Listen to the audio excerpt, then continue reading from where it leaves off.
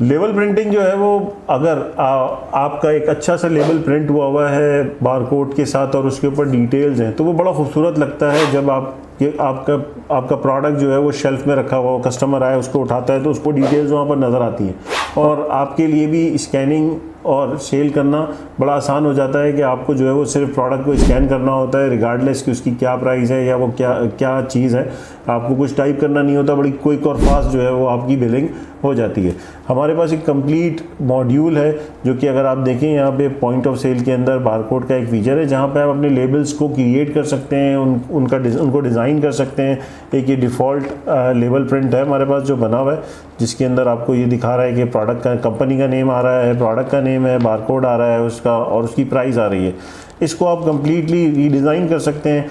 आप को कौन सा बारकोड फॉन्ट चाहिए वो डिज़ाइन कर सकते हैं, कि कितनी विड्थ होनी चाहिए उसकी, उसके साथ कितनी हाइट और कितनी क्वांटिटी आपको प्रिंट करनी है।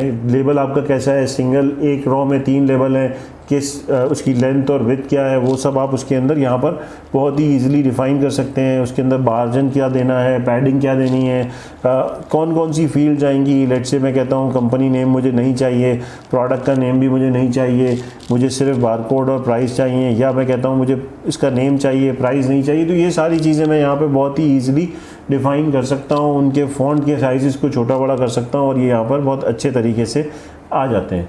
तो इसके लिए आप मल्टीपल भी डिफ़ाइन कर सकते हैं बारकोड्स। अगर आप चाहते हैं कि आपके जो लेबल प्रिंट्स हैं वो मल्टीपल हैं, कुछ प्रोडक्ट्स हैं वो छोटी होती हैं, कुछ बड़ी होती हैं, तो किसी का लेबल बड़ा प्रिंट करना चाहते हैं, किसी का छोटा प्रिंट करना चाहते हैं, बहुत अच्छे तरीके से आप यहाँ पर लेबल्स को जो है वो डिज़ाइन कर लेते हैं और बहुत अच्छे तरीके से इनको आप मैं यहाँ पर देखिए, अगर तो ये सिंगल कॉलम है, मैं चाहता हूँ कि जी मेरे पास 3 कॉलम वाला वो है, तो ये 3 कॉलम हो जाएगा। मैं यहाँ पर इसको 10 कर देता हूँ ताकि ये कुछ नज़र आए। ये देखें ये यहाँ पर आ जाता है। अब मैं अगर प्रोडक्ट का नेम दूंगा तो वो फिर प्रोडक्ट का नेम भी आएगा।